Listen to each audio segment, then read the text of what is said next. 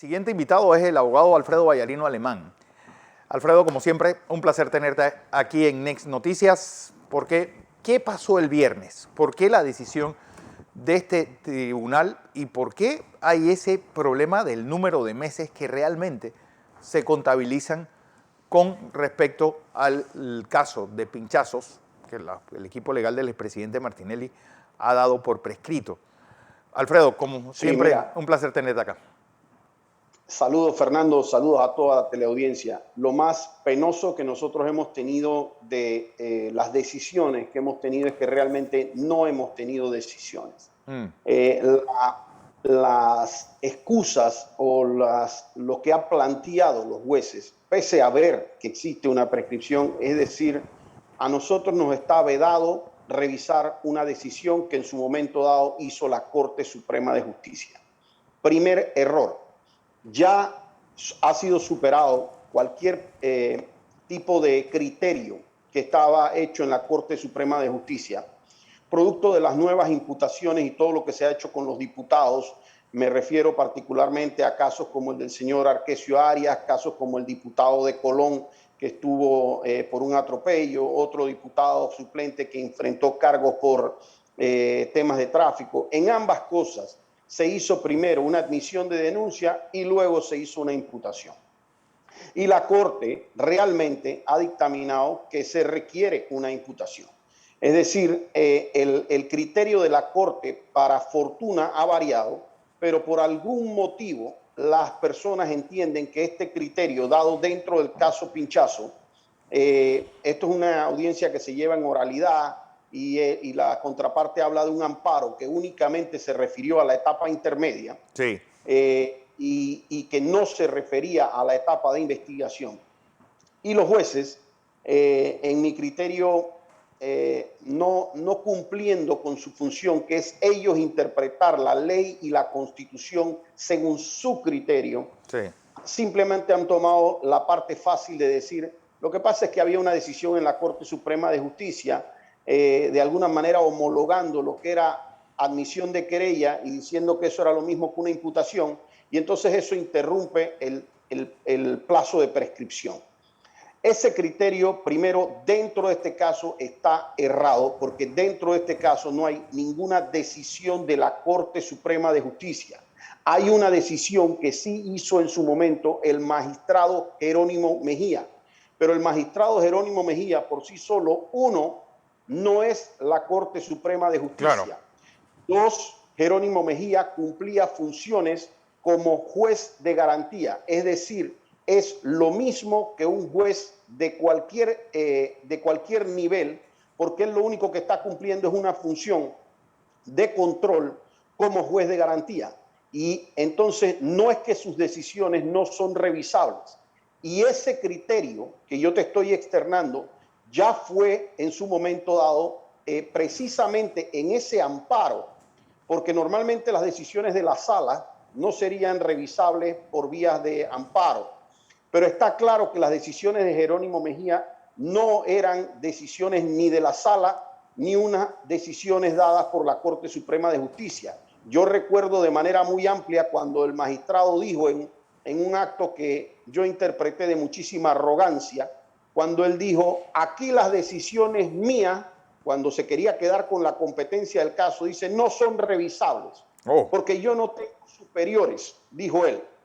Y sin embargo, cuando se presentó el amparo, que fue presentado por el abogado Luis Eduardo Camacho, y que estuvimos peleando mediáticamente todos los abogados del caso, era expresarles, no te puedes quedar con la competencia de un exdiputado.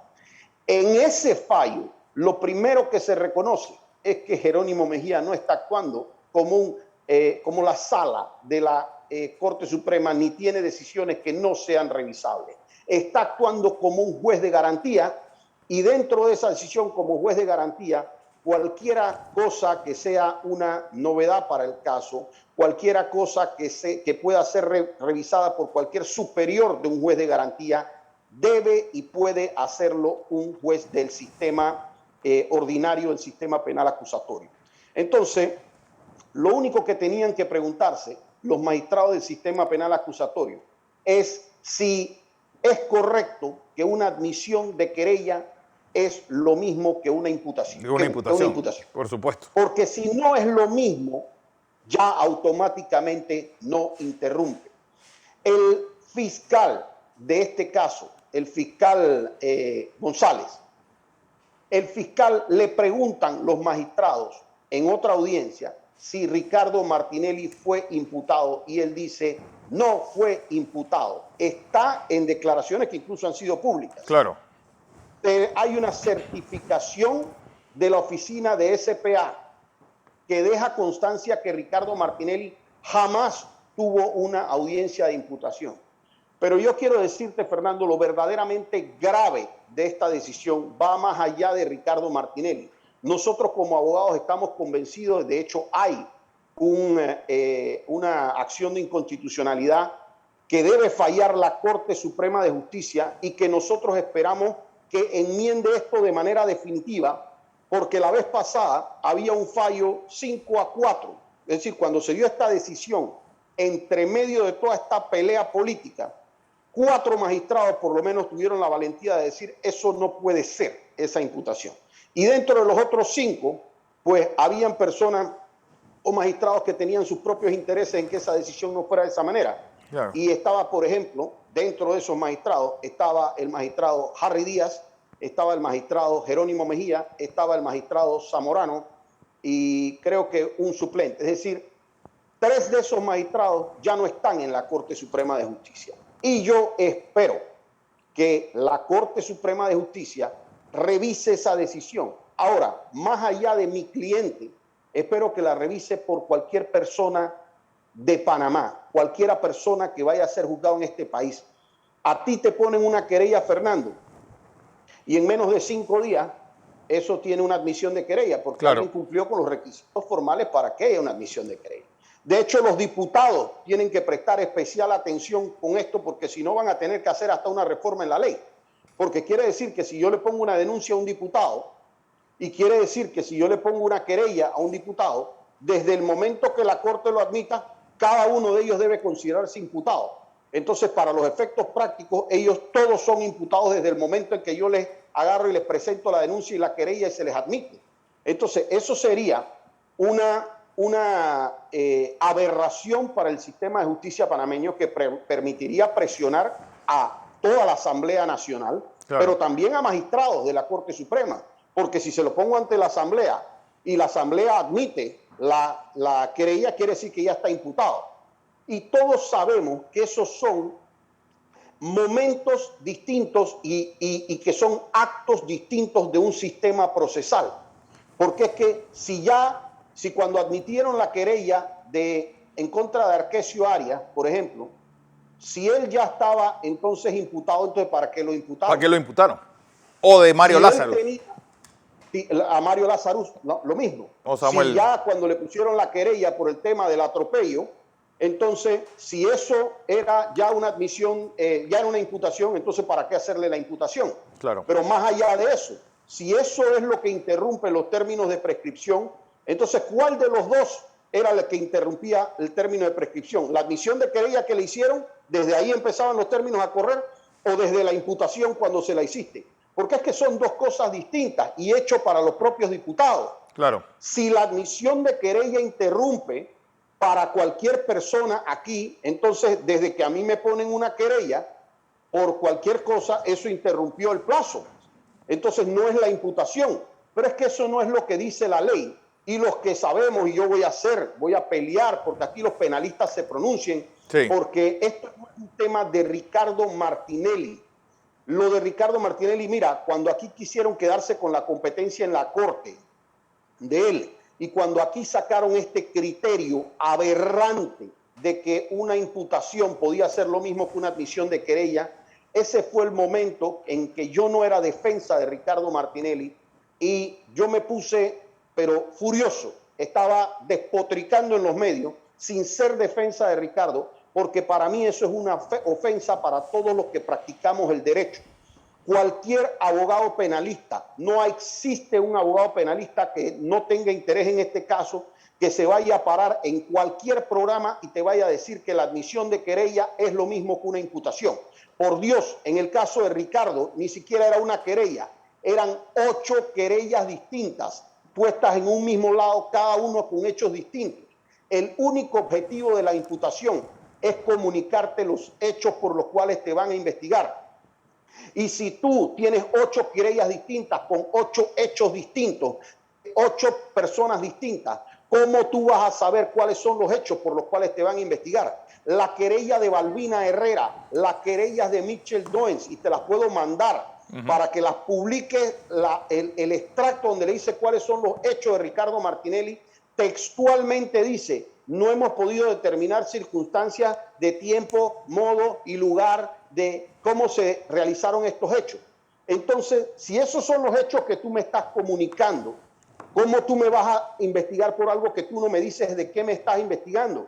Porque los hechos deben decirse así. A usted, Alfredo Vallarino, yo lo investigo porque usted el día 16 de octubre a las 4 de la tarde, estando en la presidencia de la República, le dio instrucciones a Juan Pérez para pinchar el teléfono de Balbina Herrera y así serían los hechos.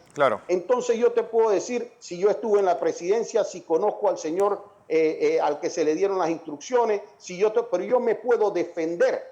Pero cuando a ti te dicen te vamos a acusar de algo que no sabemos tiempo, modo, lugar, y te las voy a mandar para hacer docencia en el país y que la gente conozca a lo que se está enfrentando Ricardo Martinelli, porque Ricardo Martinelli se está enfrentando a un proceso.